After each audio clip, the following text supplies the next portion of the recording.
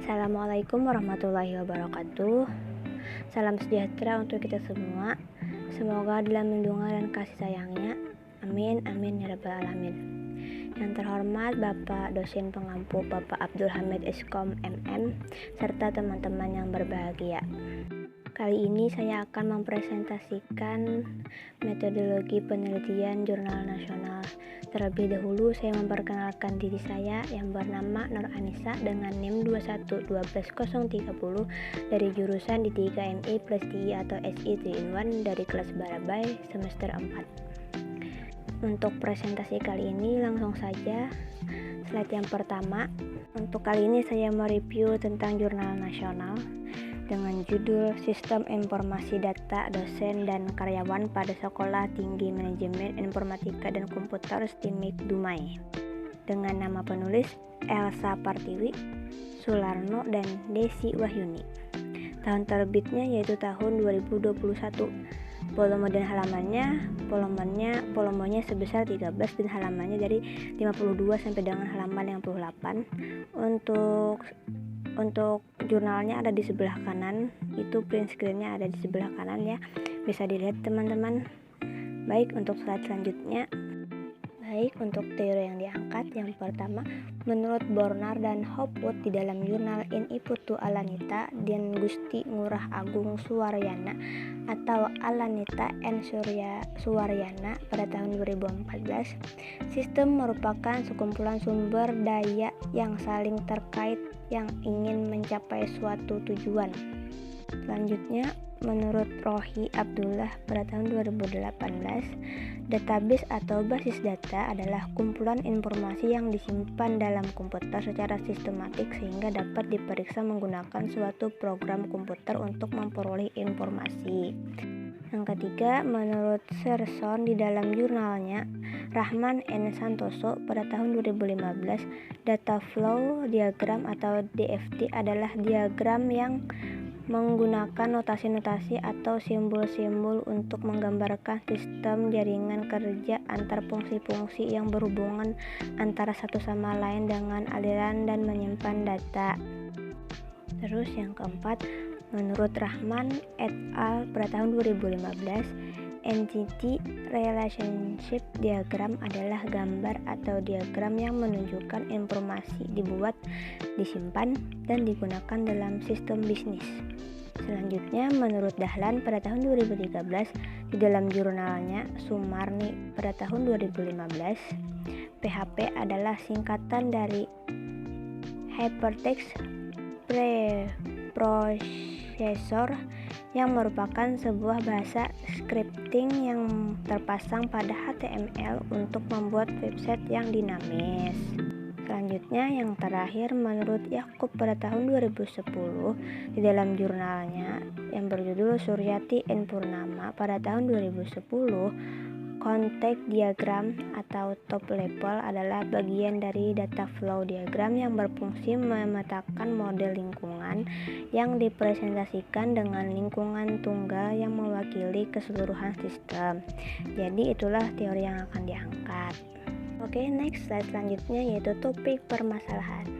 Topik permasalahannya yang dibahas adalah Sekolah Tinggi Manajemen Informatika dan Komputer STIMIK Dumai merupakan salah satu kampus IT di kota Dumai. Sebelumnya, cara pengolahan data-data dosen dan karyawan pada STIMIK Dumai dalam bentuk data tertulis, kemudian diproses menggunakan beberapa aplikasi Office, dan kemudian dihasilkan sebuah informasi mengenai dosen dan karyawan.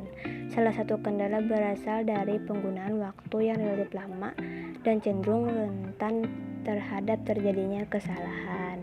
Jadi masalahnya itu pada karyawan dan dosen di STIMIK Dumai itu proses pembuatan data itu masih manual, masih menggunakan seperti MS Word atau Microsoft Office seperti itu. Jadinya itu masih manual dan relatif lama dan kemudian sering terjadi kesalahan. Nah, itu yang malah yang membuat masalah itu jadi terkendala dalam proses pembuatan sebuah informasi. informasi dari dosen lalu karyawannya tujuannya tuh lambat seperti itu. Oke, next slide selanjutnya. Tujuan penelitian untuk mengatasi masalah tersebut, maka dibuatlah sistem informasi data dosen dan karyawan menggunakan bahasa pemrograman PHP yang dapat memudahkan dosen serta karyawan dalam mengolah serta mengakses informasi yang mengenai data dosen dan karyawan pada Steamik Dumai. Jadi tujuannya tuh membuatkan sebuah website atau aplikasi dari PHP dengan bahasa pemrograman PHP supaya lebih mudah dalam mengolah data para siswa dari dosen ataupun karyawan. Selanjutnya, metode penelitian. Metode yang digunakan ialah metode kualitatif. Yang pertama, mengidentifikasi masalah, kemudian mengumpulkan data atau studi permasalahan dari observasi, wawancara, serta mempelajari literatur, menganalisis masalah, mendesain sistem, membangun sistem, uji coba sistem, dan penyajian sistem. Jadi metode yang digunakan ialah metode kualitatif. Oke, next slide selanjutnya, hasil penelitian. Hasil dari penelitian ini adalah sistem ini menyajikan informasi dosen dan kepegawaian secara cepat dan akurat, dan sistem informasi ini dapat meminimalisir kehilangan data. Jadinya tuh hasilnya tuh setelah diuji coba, dilakukan analisis, maka hasilnya ialah data kepegawaian itu jadi lebih cepat dan akurat. Jadi itu tidak terjadi lagi seperti yang masalah-masalah sebelumnya tuh. Jadi hasilnya nih bagus. Hasilnya tuh sesuai lah dengan ekspektasi kita. Oke, selanjutnya kelebihan dan kekurangannya. Kelebihan dari jurnal ini ya, penjelasan cukup bagus dan tersusun dengan rapi. Kemudian untuk kekurangannya itu pada gambar DFD atau data flow diagram kurang bisa dipahami, masih teracak-acak. Itu yang mana yang lebih dulu untuk dijalankan itu masih bingung. Jadi kekurangannya di situ. Next, selanjutnya kesimpulan.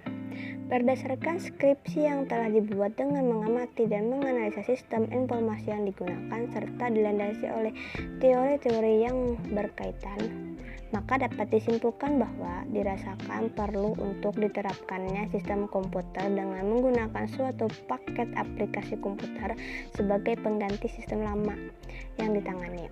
Maka berdasarkan uraian-uraian di atas dan perancangan sistem dimaksud di dalam skripsi ini, maka dapat diambil beberapa kesimpulan. Yang pertama, dengan menggunakan sistem yang ada ini, maka dapat menyajikan informasi dosen dan kepegawaian yang dengan cepat dan akurat. Kemudian yang kedua, dengan adanya sistem informasi ini, maka kemungkinan terjadi kehilangan beberapa data jadi terminimalisir. Jadinya tuh masalah itu dapat diselesaikan dengan bagus dan diakhiri dengan kesimpulan ini.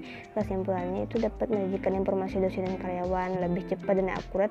Kemudian data yang sering terjadi hilang daripada masalah-masalah sebelumnya itu jadi terminimalisir dengan adanya program aplikasi ini. Terima kasih.